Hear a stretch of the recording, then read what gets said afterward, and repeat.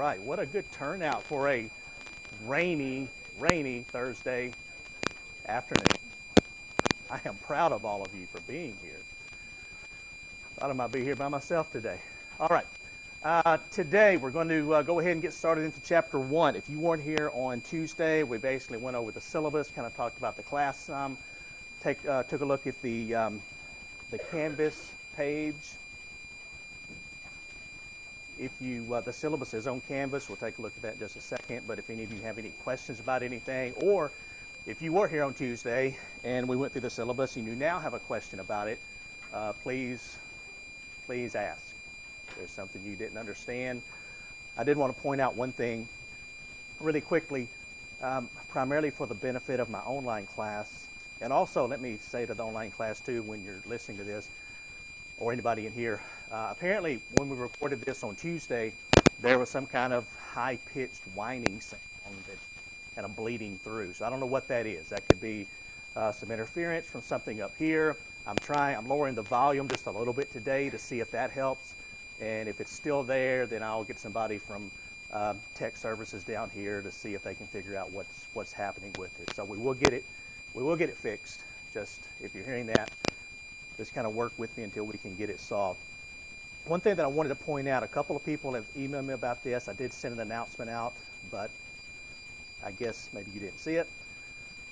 All of the quizzes, and if you're taking it online, all of the tests are currently set to May 1st. Now, don't panic. You're not taking all of your quizzes on May 1st. It's just that as I talked about on Tuesday, I'm not sure when your quizzes are going to be. So I'm not sure when quiz 1 is going to be, or test 1, or whatever. So I just set them all to the end of the semester, and then when I do know when they're going to occur, I'll go in and change the date and the time. Typically for most quizzes, I will give you probably at least a 2 to 3 day window where you can take the quiz. Most of them are 5 questions. One of them I think maybe 10 questions. So it's going to take you probably 10 minutes to take it, but I want to give you an adequate window of time. So I will be changing the dates and time on the quizzes when we get closer to this. Now, traditionally, I haven't given a quiz before test 1. I am going to this time simply to give you the opportunity to make a good score on the quiz because it's pretty easy information. So we'll talk more about that as we get closer to it. All right. So here's all your information. Let's jump over to the presentation. All right. Now, like I said, you can print these if you want to. It'll save you some writing, but again, you don't have to. All right, so chapter 1. Chapter 1, just like about with any textbook, is kind of an introduction. So we cover just a lot of basic information in chapter 1, kind of introducing us to the field of finance. And we touched on this on Tuesday. A lot of people, as I said, a lot of college students, when they come to college, they don't start as finance majors. And the reason is a lot of people simply don't know what finance is. They hear the word thrown around a lot. They have a pretty good idea of what it is, but they're not really sure of the actual definition. So this is probably one of the better definitions that I have seen of finance. Finance is the art and science of managing money. Pretty simple, pretty straightforward. Now, there's a couple of terms here that I want to bring to your attention. Now, the second one here, the science of managing money. I think most people can see that because when you think about finance, a lot of times you're thinking about formulas, spreadsheets, maybe some technical information, using accounting data, that type of thing. And so just like with biology or chemistry or whatever, physics, I can sit up here all day and tell you that if I drop this pen, it's not going to fall to the ground. The problem is the law of gravity says it's going to fall to the ground. So in finance, there are certain laws. There are a lot of, or I won't say a lot of, but several ratios and things that you just kind of, is sort of scientific in nature. So you'll see, if you're a numbers person and you like those things, you'll like that part. Okay, and there are lots of job opportunities for people who are just numbers people. They don't really like dealing with people, but they just like dealing with numbers. There's a lot of jobs in finance for that. On the other hand, the artistic side of finance, this goes against what we typically think about finance. If you think about majors on campus here that are considered artistic in nature, what comes to mind? Some artistic, some art type majors. Graphic design, okay. Some art type majors. Art, all right, thank you, all right, good deal. What else? Music, okay, what else? Theater, okay, good. So, now, I know all of you probably know people who are majoring in this. Have friends, maybe, who are majoring in these artistic majors. Be nice, okay? But when you think about these people and you think about their personality, what typically comes to mind? As I said, be nice. What comes to mind, though? They're kind of, what, free spirit?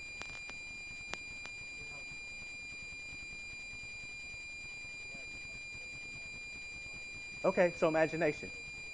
Okay.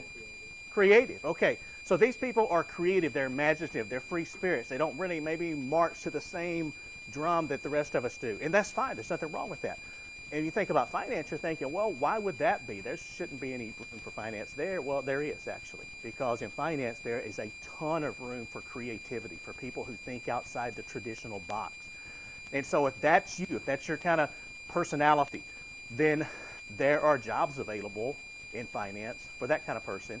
And if you're kind of in the middle, you know, you can handle the numbers pretty well, you're a people person, there's tons of jobs for you there, okay? So art and science and managing money, we're talking about how money is raised and used, and that could be from a personal standpoint, or it could be from a corporation standpoint, or even a government standpoint.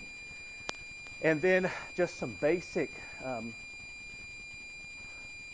items that we're going to cover during the semester in finance, you know, and most of this makes common sense. For example, more value is preferred to less value. So when we talk about, for example, maximizing stock price or maximizing shareholder wealth, that's what we're referring to. The sooner cash is received, the more value it has. What does that mean? Somebody explain that to me.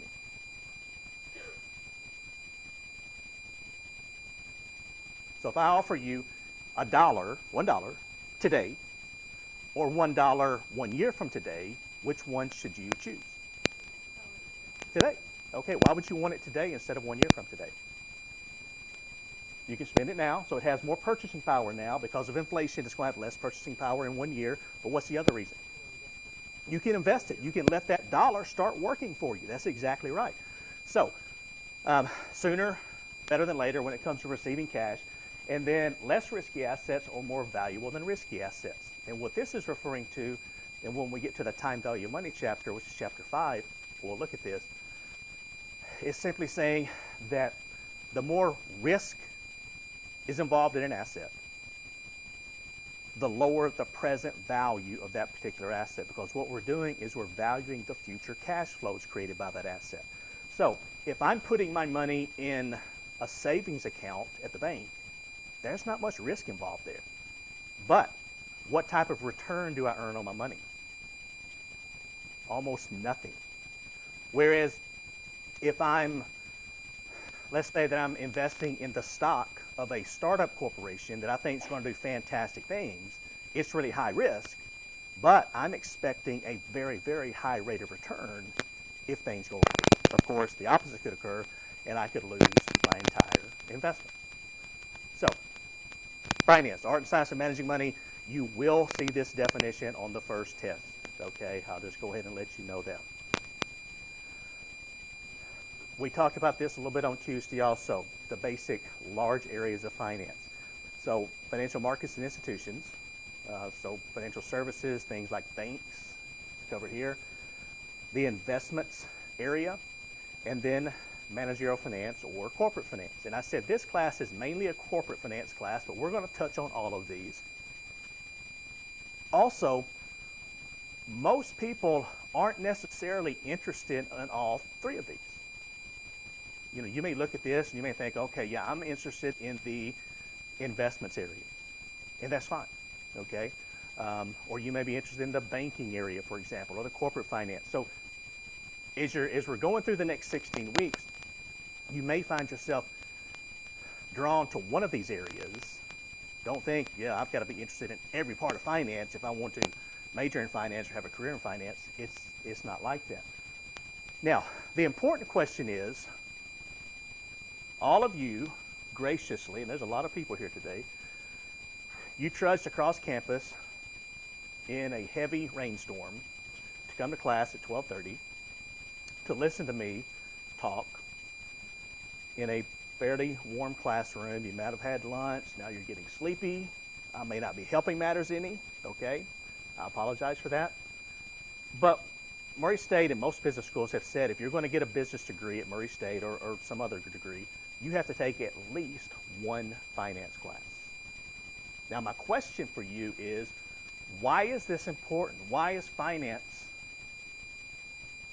important? Why is it important to you or to your career?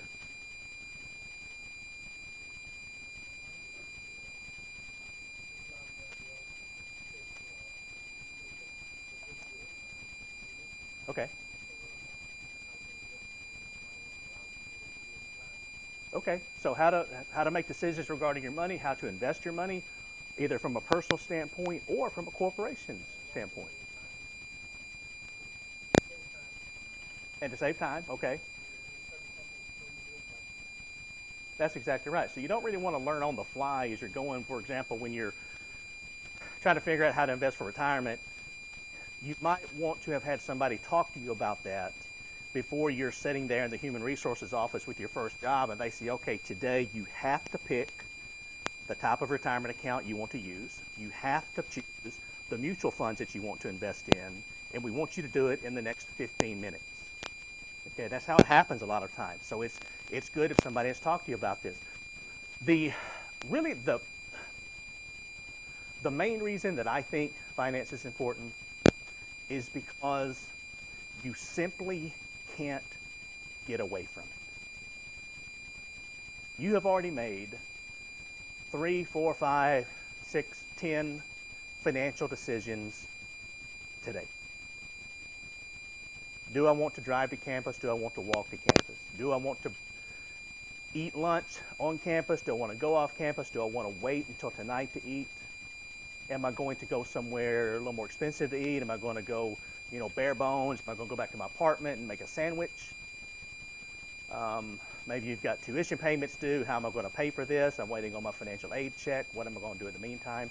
You're making these decisions every single day. And you don't really think about it. You make those decisions.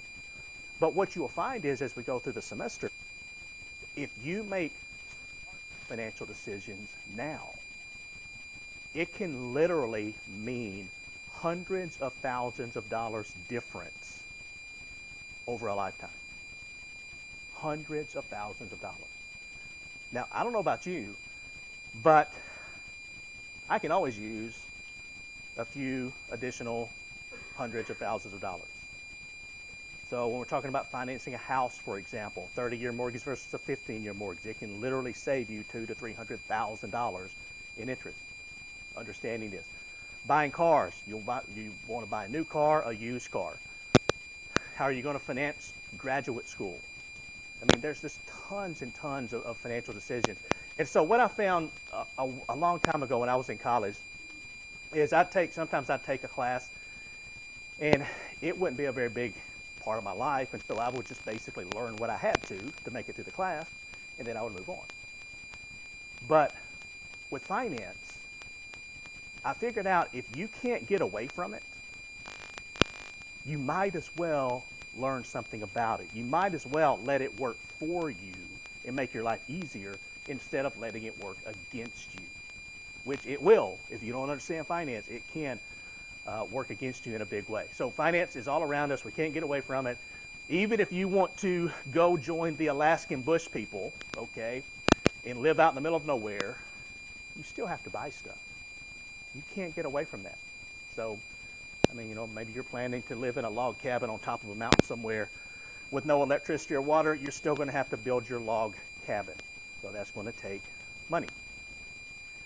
All right, now this is a corporate finance class. So this is the basic organization structure of a corporation. They look a little different sometimes, but this is the basics of it. We're not going to spend much time on this. You've seen it before, but I want you to be familiar with it. Of course, you've got the board of directors of a corporation. They're the ones who would hire or fire the president/CEO. And then you've got your line of vice presidents, and then you typically have, assistant vice presidents or associate vice presidents. So you have kind of a Christmas tree shape or an inverted V shape organization structure to almost all corporations. And a little bit later, I'm going to explain why this organization structure is important for corporations in the world of finance. You've also got, I want you to be familiar with these, but we're not going to spend much time on this because you've seen them in other classes. Basic forms of business. So you've got a sole proprietorship. That means you've got one owner. You have partnerships, which means you have two or more owners. And then you have corporations, which what we're going to spend most of our time on in here, which essentially isn't a legal entity unto itself. So it's just like a person. A corporation can sue you, or a corporation can be sued. And we're going to spend most of our time simply because it's normally the most complicated type of business organization. But you can see some of the advantages and disadvantages. So again, when you get a chance, take a look at these on your own, please. So a proprietorship, a partnership, and then a corporation. And for test purposes, know the advantages and disadvantages of primarily a corporation. Okay, and there are some really really good advantages to incorporating, and there are some drawbacks. Okay, so forms of business organization. Now there are also some hybrid forms of businesses, things like a limited liability partnership, a limited liability company, and something called an S corporation. Notice the S corporation is in red. I'll go ahead and give you a hint in this class. If you see something in red, it's probably going to be important in terms of the test. So let me tell you what an S corporation is. Well, let me explain it first and then I'll give you a definition. A traditional corporation is what's called a C corporation. So that is a corporation, just like I said, it's a legal entity.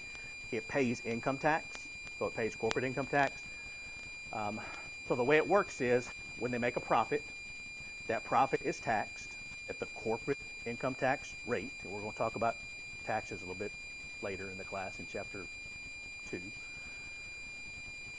And then they pay corporate income tax. They get down to net income, and then net income can be paid out to stockholders in the form of dividends. So the company has basically two choices when they get down to net income. They can either pay it out in dividends to their preferred stockholders and or common stockholders, or they can put it back into what's called a retained earnings account. A retained earnings account, which we'll look at that in chapter 3, is essentially just a savings account for the corporation. That's all it is. An S corporation, with an S corporation, the earnings are passed through to the stockholders. And so the difference is S corporations don't pay corporate income taxes. The earnings are passed through to the stockholders. The stockholders then declare that income as their personal income, and they pay personal income tax on the earnings of the S corporation. So a C corporation essentially is taxed twice.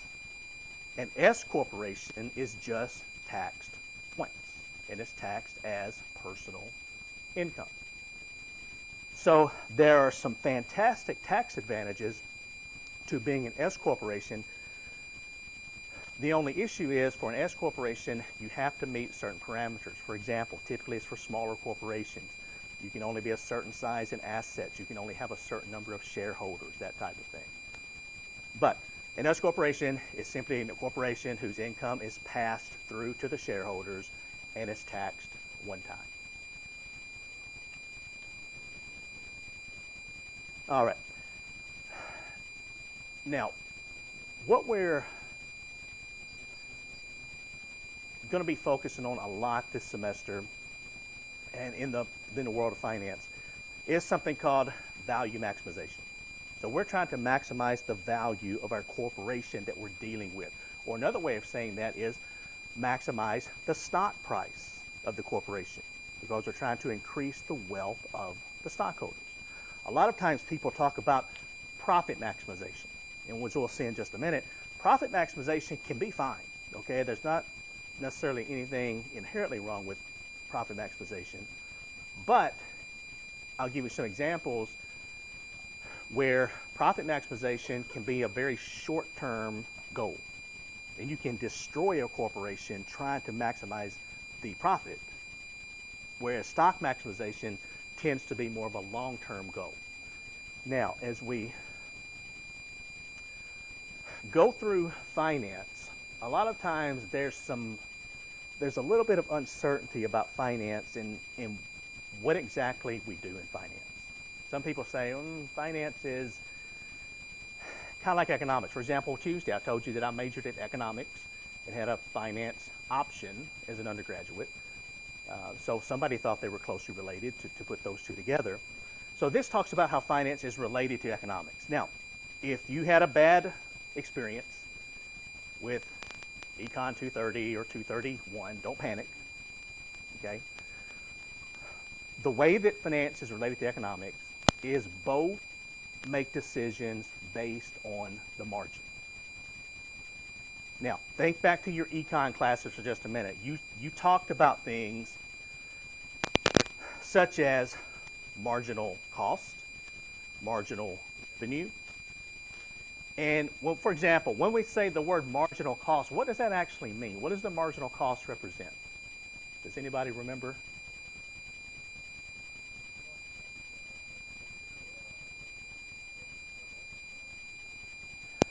Okay, so that's exactly right. The marginal cost is the cost of producing one additional unit of something. Okay. So basically what we're looking at is, in finance, we're going to take a look at the marginal benefit of investing stockholders' money.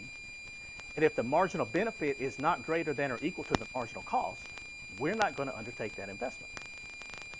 It's really simple, because it's going to, as we'll talk later when we get to chapter 9 and chapter 10, there is a cost associated with raising money. So whether we're borrowing money from a bank, whether we're issuing corporate bonds, whether we're issuing shares of common stock or preferred stock, or even if we're using our retained earnings, there's a cost associated with that. So it doesn't take a genius in finance to understand that if it costs you 10% to raise the money to finance a project, an investment for your company, and you're only going to earn 8% on that investment, it costs you 10, you earn 8, that's not a good deal, okay? You would not undertake that investment. And again, we'll talk more about that when we move through the chapters. Okay, so here is finance and accounting. So again, don't panic, okay? Had some people come up to me after class on Tuesday, and they were asking about accounting and finance and everything, and I will be the first to tell you that I did not personally enjoy any of my accounting classes. And I had several, and I didn't like any of them. But I love finance. So that's not saying that accounting's bad, okay? Because typically some accounting majors normally do fantastic in this class. They're some of my best students. As a matter of fact, a lot of my accounting students tend to be some of my best future finance majors, especially when you get into Intermediate 2, when you get into cost accounting.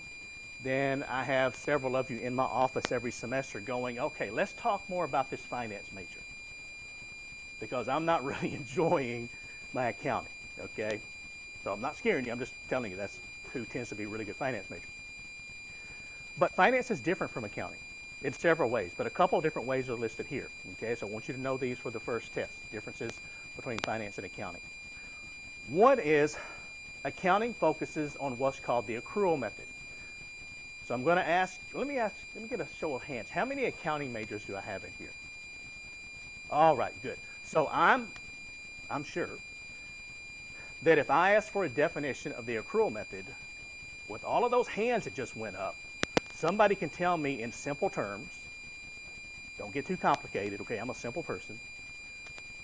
In simple terms, what does the accrual method mean? How does that work?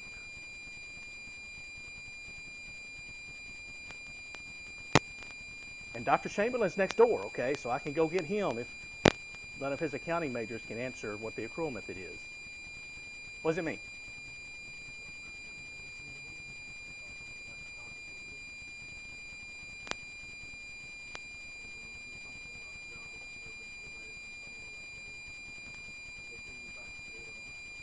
Okay, so does anybody want to add to that? So if you sell something, so your business and you sell something, when is that sale recorded? When it occurs, okay? Whether you sell it for cash or whether you sell it as an accounts receivable and the money's going to be paid later, you record that sale now. What about expenses? When do you record expenses? When they occur, okay? So sales and expenses are recorded when they occur. It doesn't really matter when the cash is coming in or out of your business. It's just you record it. And there's nothing wrong with that, okay? It works fine for accounting.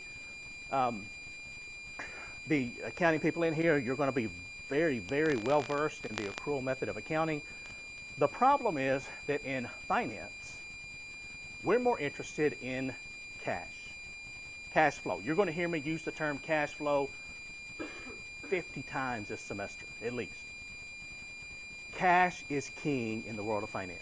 We want to know when cash comes into our corporation. We want to know when cash leaves our corporation, because it's this cash that we use to pay our employees.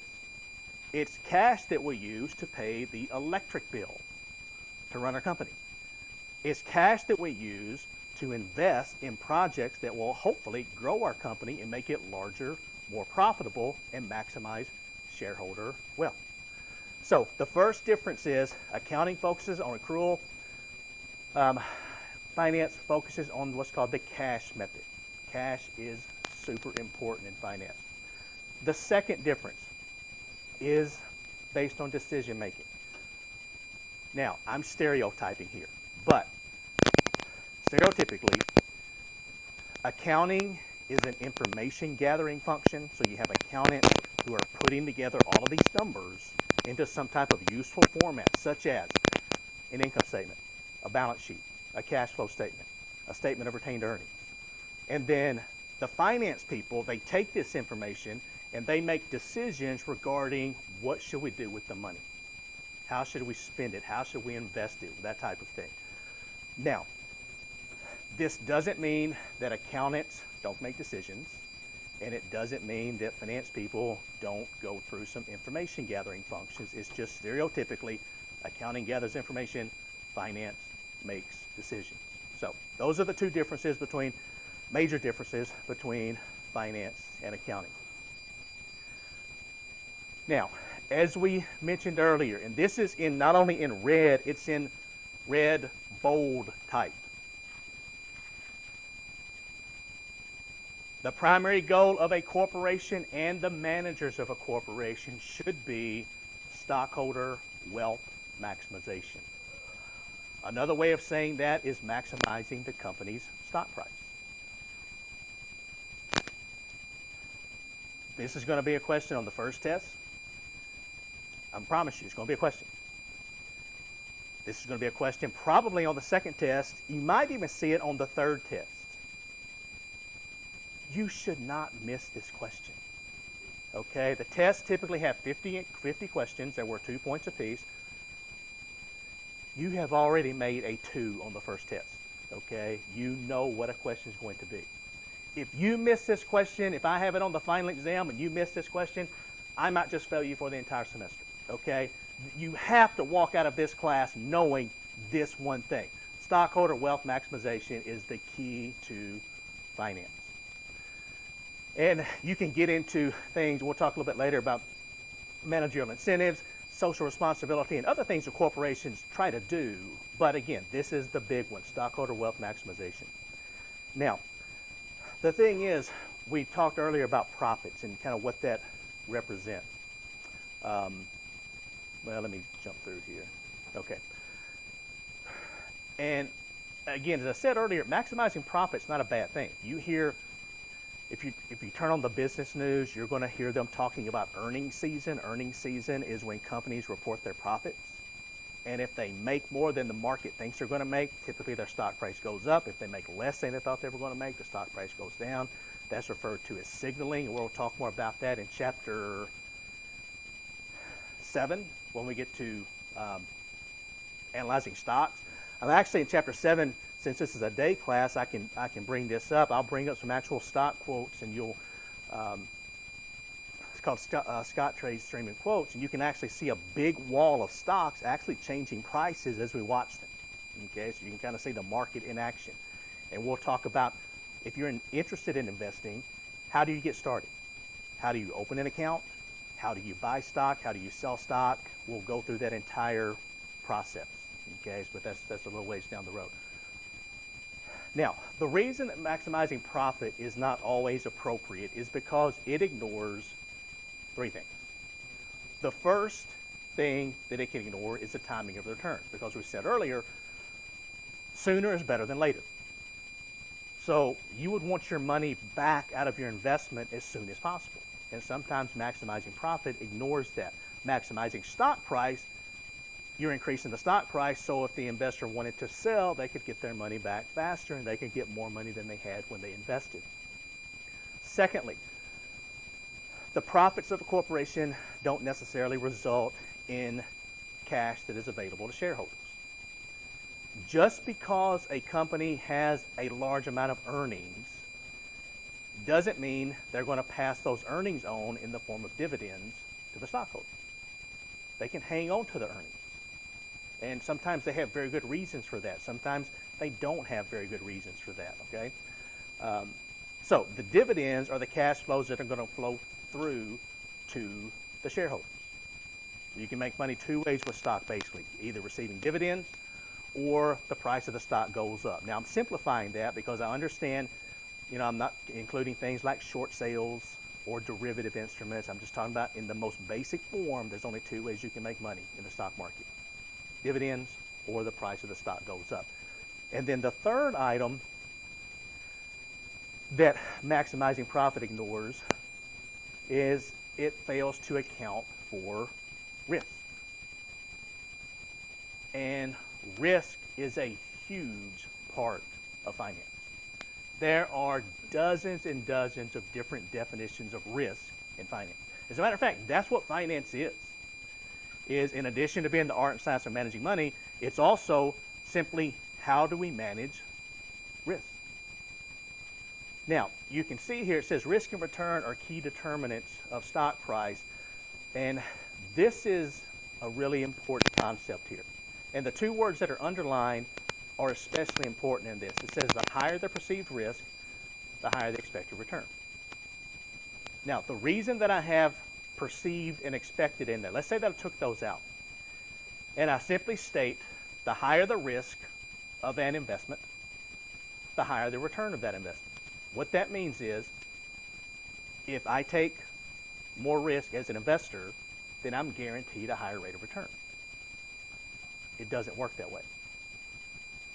The way it works is if I perceive an investment as being riskier, then I expect a higher rate of return. But there's no guarantee that I'm going to actually get that higher rate of return.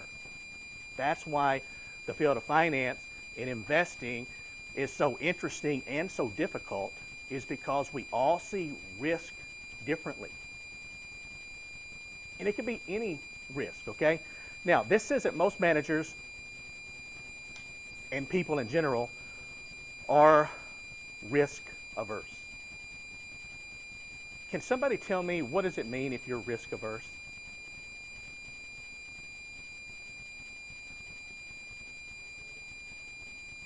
What does that mean? Let somebody else answer. Let's go to the left side of the room. My left. What does it mean? Okay, avoid it if possible. Good. What else? Anybody want to add to that?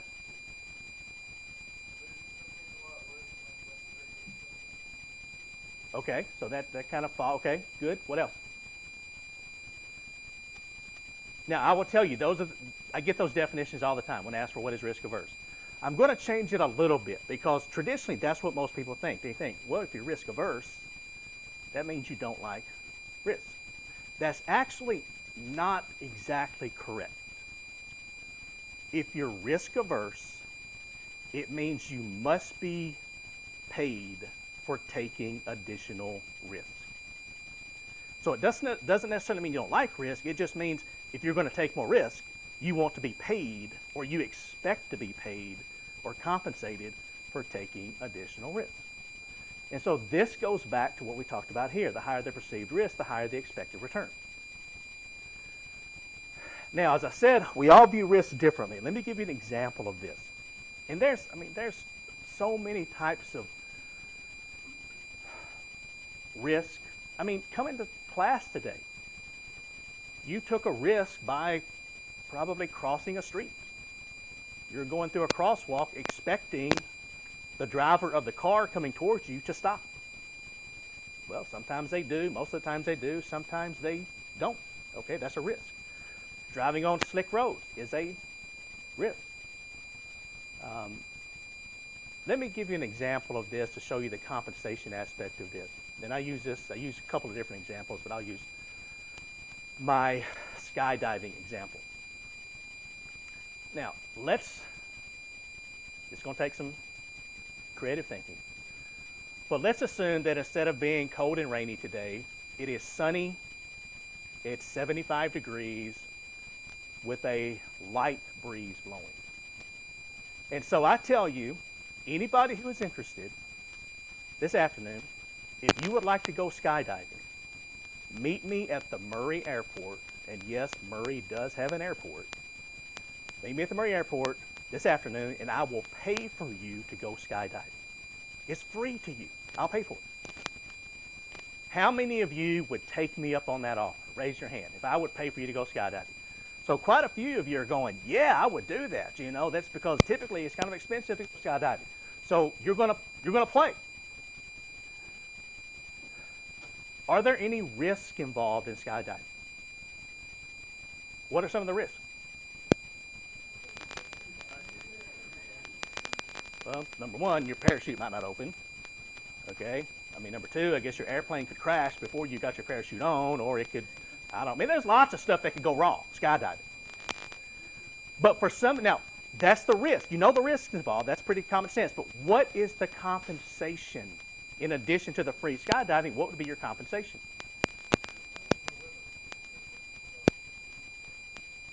Okay, so that's right. The weather could change. Well, what do you get from skydiving? But you got to explain this one to me, okay? Because I'm not about to go skydiving. The experience. What else? The thrill. What else? The adrenaline. That's what I was looking for. Okay. So people talk about the thrill, the experience, the adrenaline, the craziness of flying through the air at 100 miles an hour, hoping that a modified bed sheet strapped to your back is going to open on time before you hit the ground. That's not for me. You put me on the ground, I'll do just about anything you want to do. You get more than 50 feet off the ground, I'm not participating probably. Okay, but let's keep going with this. Now, some of you said the adrenaline, the thrill, and the free skydiving was compensation enough to compensate for the risk you're taking. If you've raised your hand, you can't play any longer, okay? A lot of you didn't raise your hand. So let's say that I offer you free skydiving. I'll pay for it. And I will have a brand new, crisp $100 bill in addition to the free skydiving. How many of you now would take me up on the offer? Anybody else?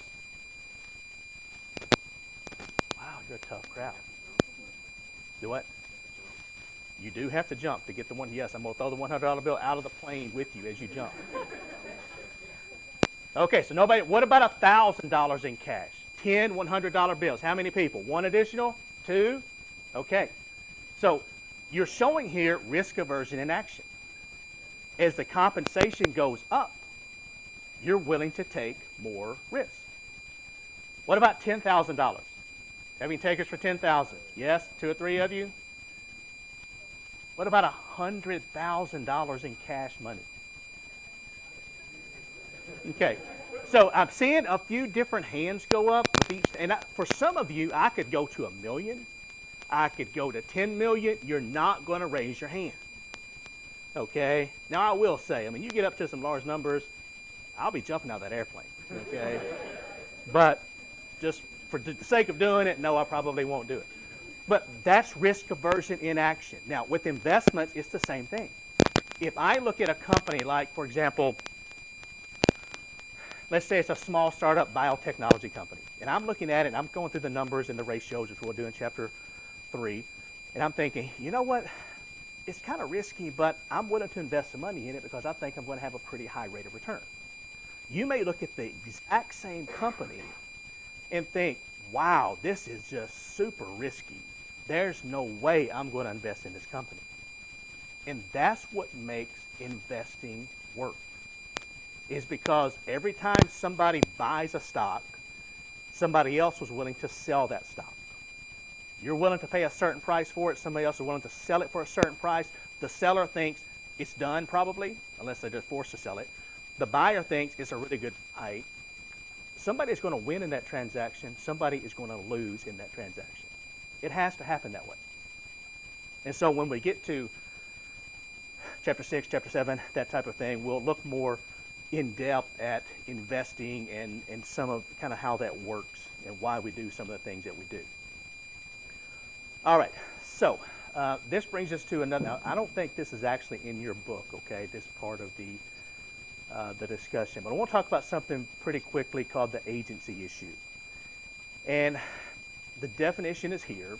It says an agency relationship exists whenever a principal, that's another name for a stockholder, hires an agent, which is another name for a manager, to act on his or her behalf and is given decision-making authority.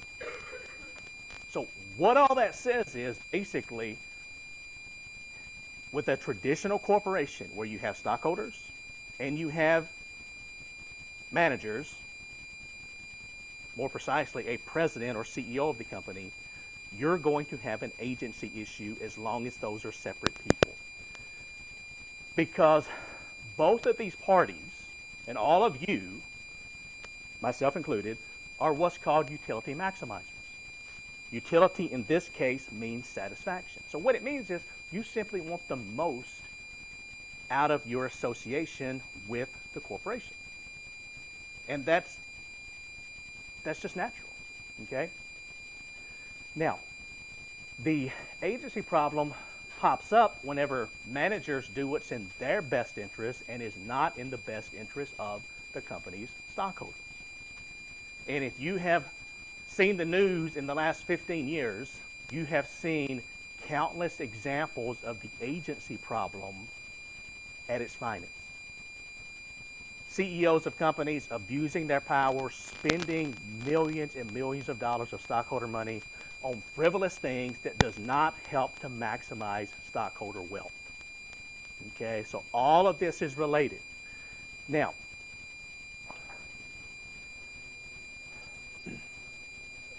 there are different types of agency problems. The only one we're going to talk about in here is stockholders versus managers. As we said earlier, managers, yourself included, tend to act in their own self-interest. That's just kind of how it works.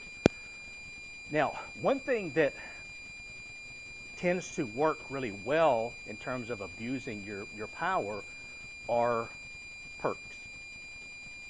Now, not salary, because a lot of times the salary that a manager makes, that is looked at really closely. So if a president of a company is making $1 million, $2 million, $5 million, $20 million, whatever, stockholders look at that. They can see that information, especially if it's a publicly traded corporation. They're going to see that, and they're looking at that going, wow, is this person really worth $20 million per year? But one thing that tends to fly under the radar somewhat are perks for working for a corporation. And when you go to work for a company, you're going to want some perks. So what are some examples of perks that you might want when you go to work for a company? In addition to your salary, you'd want what? Okay, so a company car, Okay, good. What else? Bonuses. Okay, so performance bonuses. What else? Vacation time. What? Retirement benefits. Good. What else? What? Health benefits. Health insurance. Good. What else? A pension. So you can have either a pension plan is what's called is sponsored by the company. A 401k is basically in the hands of the investor. So a lot of companies are going away from pensions. Pensions are, if you can find a company that offers a pension, it's fantastic. A lot of companies don't. What else? Stock options. Okay, good. And you can say expense accounts. Use of the company jet, if you have a company jet. Maybe your corporation owns a condominium in Aspen, Colorado. You can go skiing right now, use it for a week. Or maybe they own a condo in Hawaii. You get free use of the condominium in Hawaii for a few days. So you could the perks could go on and on and on. Now, the reason that perks are abused so much is because a lot of times they're just kind of hidden and nobody really notices until it gets out of hand. Now, let's talk about this for just a second. If you have a corporation where there is one owner, one person owns all the stock, and this person manages the corporation, they make the decisions, you cannot have an agency problem. Because if that person decides to spend, where I've got the example here, $10,000 on a country club membership in the company's name, whose money are they spending? Their money, okay? Because there's only one stockholder, so they're spending stockholders' money, but they're the only stockholder, so there's no agency problem. But what if this 100% owner-manager sells 40% of the stock in the company? They retain 60% ownership, but they also continue to run the company and make the decisions. If this person wants to join a country club that costs $10,000 per year, essentially what percentage or how much of their money are they spending versus the other owners of the company? If you're a 60% owner and it costs $10,000, you're spending 60% of that, or $6,000 essentially of your money. Who's paying the other $4,000? The other stockholders. That's exactly right. So basically what's happened is there's a big sale on country club memberships. It's become a lot cheaper for you. And if you think about it, most CEOs of major corporations, most of them own less than 1% of the outstanding stock. So we can see pretty easily how this could be abused if you're a 60% owner. But what if you own less than 1% of the outstanding stock? When you spend money, when you spend company money, you're essentially spending less than 1% of what you buy of your money. You're spending the stockholders' money, the other stockholders. So it's easy to let things get out of hand. Somebody mentioned that, where was my company car person? Up here. Okay, so let's say you've been hired by a company. We can dream here, okay? What kind of company car would you like to have if you got your choice of any company car? Okay, good choice, okay? So you're going to take a 2017 Ferrari. It's probably going to cost $250,000 to $300,000. I'm sorry, I haven't priced Ferraris lately, so I'm not sure. But I'm guessing, let's say $250,000. Now, I'm not saying you're not worth it, okay? You look like you'd be really productive and you'd be really good for the company. But as a stockholder in the company, I'm thinking maybe a 2017 Prius might be a little better in terms of fuel efficiency. It's a hell of a lot cheaper. And when you think about it, what's the purpose of a company car? It's kind of to get you from point A to point B in a safe and efficient manner. Now, you want to pull up to your client's office in that Ferrari because it's going to make you look really, really successful. Plus, it's going to be really fun to drive. Okay, a lot more fun than a Prius.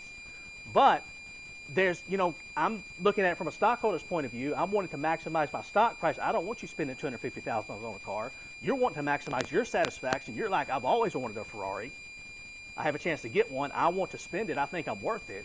That's where the issue comes in. That's where we butt heads and the problem occurs. So, if that's the case, how do we solve this problem? Because it's always going to be that way. Because the way it works is, and you may think, yeah, but you're talking about somebody else. You're not talking about me.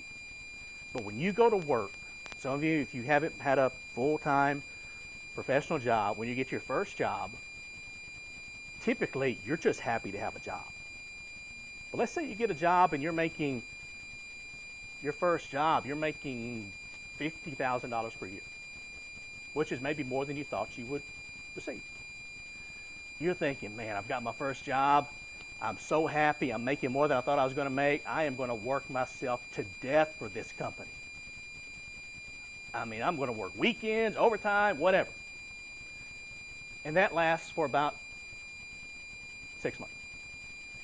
And after about 6 months, you're thinking, golly, I've been working till 8 o'clock at night sometimes. I've been putting in overtime. I'm working myself to death for a lousy $50,000. This company doesn't respect what I do for them. I need a pay raise. And so let's say you quit the job, or maybe they raise your pay to $75,000. You're happy temporarily, but then you're going to think you're underpaid. And it's going to be the same whether you're making $100,000, $200,000. If you don't believe me, take a look at professional athletes. You've got professional athletes making $15 million a year, and they're complaining that their fans and their teammates don't appreciate them. And they want to be traded because they're worth more money. It doesn't matter how much you make. You're always going to think you're worth more, or at least 99% of you are. Okay? So as we're kind of going through and taking a look at this issue, what we will find is salary alone doesn't keep people happy. It does temporarily, but it's not a long-term solution. So we can minimize this agency problem a few different ways. Okay, one way is through what's called market forces. And it says market forces are institutional investor voting and or a hostile takeover, or simply the threat of a hostile takeover. Now, so what that's saying is, if you're an institutional investor is a large investor. A personal investor or an individual investor, that's somebody like me.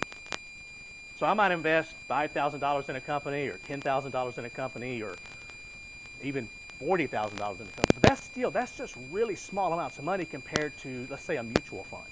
A mutual fund might invest $20 million in a company stock. Or a retirement plan, a pension fund might invest $50 million in a company stock. So institutional investors, the way it works is stockholders tend to get one vote per share of stock that they own. And with that vote, they vote who sits on the board of directors and on other matters. So if an institutional investor is not happy with the way a company is run, they can vote out the current board, and they can put people on the board who they can essentially control. And what they're going to do, first thing typically, is they're going to fire the president of the company. So if you're the president of a company and you want to keep your job, and most of them do because they make a good living, you're going to act in the best interest of shareholders. So that's what this is referring to. Also, a hostile takeover. A hostile takeover simply means your stock price is at a point where somebody's going to try to come in and buy your company out from under you. And if that happens, normally they're going to replace the management, which means, once again, you lose your job. So you want to keep that stock price up to a point where nobody wants to take over your company. There are also agency costs. Now, stockholders pay these agency costs. These are things like monitoring expenses, which an example of that is an audit. Audits are expensive. Bonding expenses, something like a fidelity bond. Opportunity cost, which are missed investments due to either the large size of a corporation or the red tape of a corporation. Now, earlier I talked about the Christmas tree shaped organization structure of a corporation. And there's a reason for that. I told you I'd explain that, so let me talk about it for just a second. Let's say, for example, that you've got your different lines of organization. So let's say your job, you're an assistant to an assistant vice president. So you're about 10 lines down the organization chart. And you happen to run across a fantastic investment opportunity for your corporation.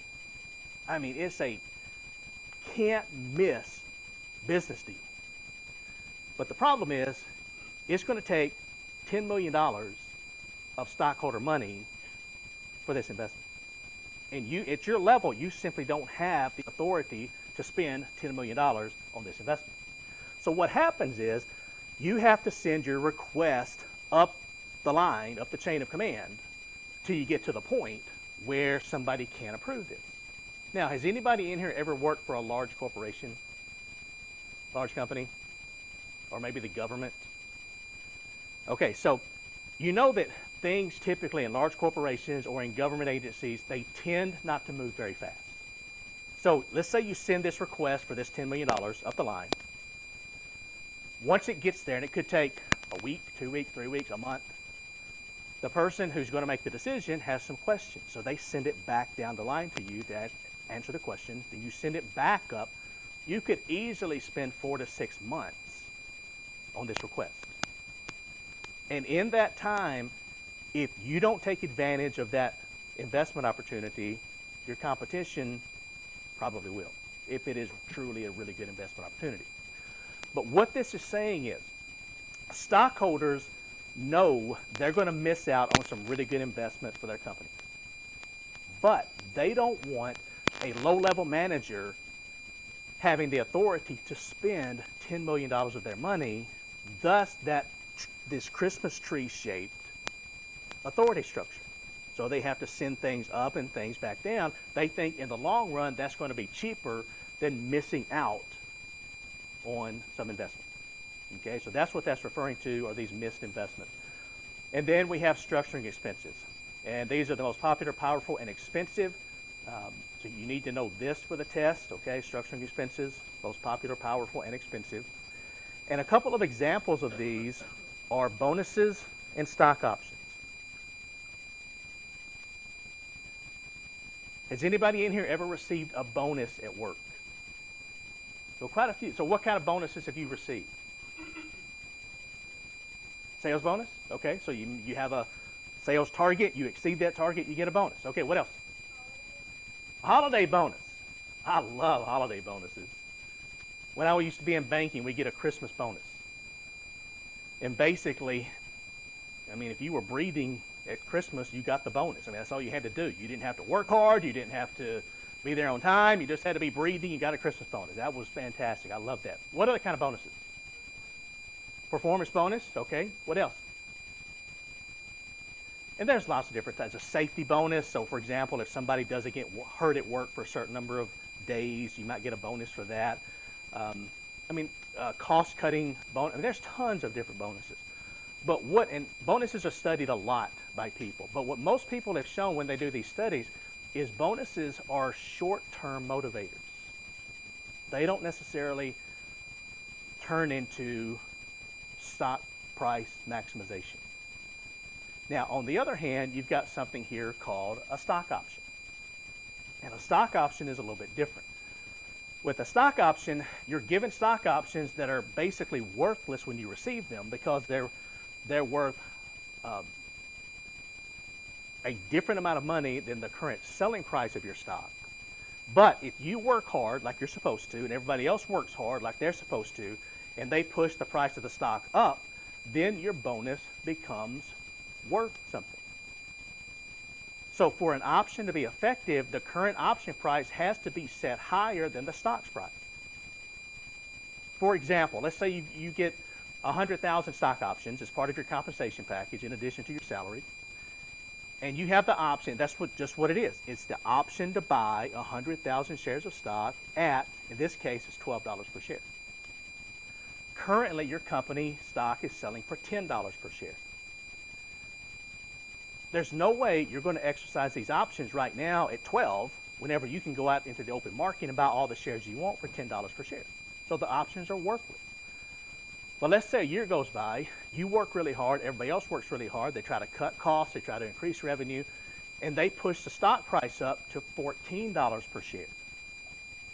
Now, you could exercise your 100,000 stock options at 12, buy at 12, you could turn around and sell it at 14. You've made $2 per share times 100,000 shares. You've made an additional $200,000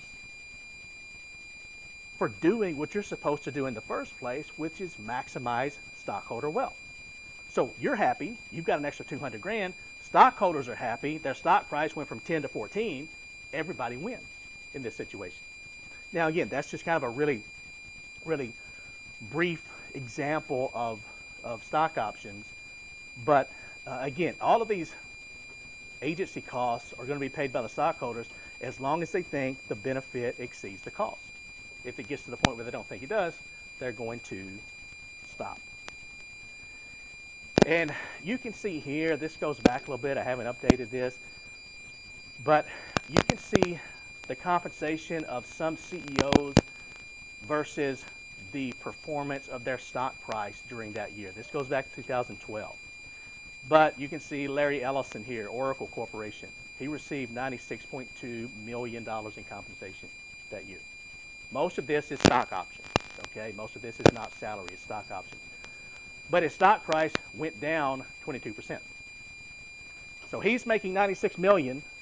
Stockholders are losing 22% on their investment. Do you think they're extremely happy with that situation? No, okay? And you can see some others too. Here's HCA, paid pretty well, but look at the increase in the stock price, 66%. Most stockholders are not going to argue with a 66% increase. You've got Disney and other companies you heard of, eBay, Starbucks, etc. So you can see that always compensation doesn't match stockholder or stock performance. Okay, this is a part on ethics. I'm going to skip past this. You can take a look at that small section on your own. Let me jump through here. Okay, this talks about some career opportunities in finance, so in financial services, for example, in managerial finance or corporate finance, and in some other things. Now, this is what I wanted to get to. These are just basically a few careers in finance. So you can take a look at these, and we can go through. Now, one thing that I push really hard, and you'll hear me talk about a lot this semester, are bank examiners. It's a fantastic career. Starting salary is about $50,000 per year, and it's typically a federal government job, so it has some really, really good benefits. Moving on to the second page,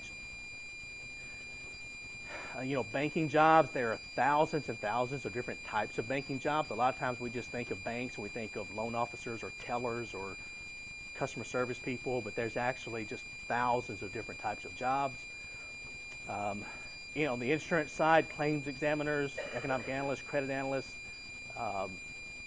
financial analysts, financial counselors, investment bankers, and the list just goes on in terms of loan officers, loan processors, mutual fund managers. One that I wanted to talk about really quickly, and I told you on Tuesday I would, because I talk about all of my classes, I mentioned this to them, is becoming a college professor. Now, I understand most people don't grow up wanting to become a college professor, but we're talking about a business professor here. So you're teaching management, marketing, finance, accounting, whatever it might be that you specialize in. Tell me some of the advantages of being a college professor. What are some of the good parts of being a college professor? Get to do what you what? Get to do what you want? Let do what you have to do. That's right. Good deal. What else? Do what? Manage your workload to a certain extent. That's exactly right. What else? What? Low risk. Okay. Yeah, kind of just fairly low risk. Okay, what else? Benefits. What else?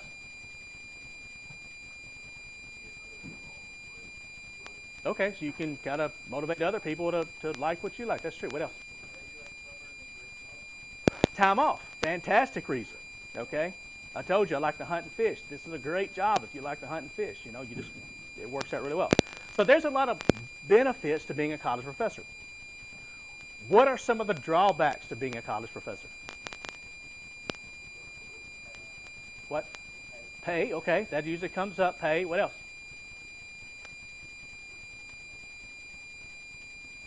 That the only drawback?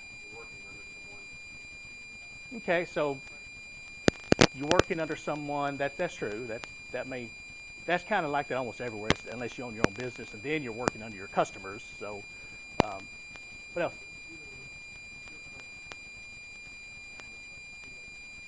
Okay, sometimes students can be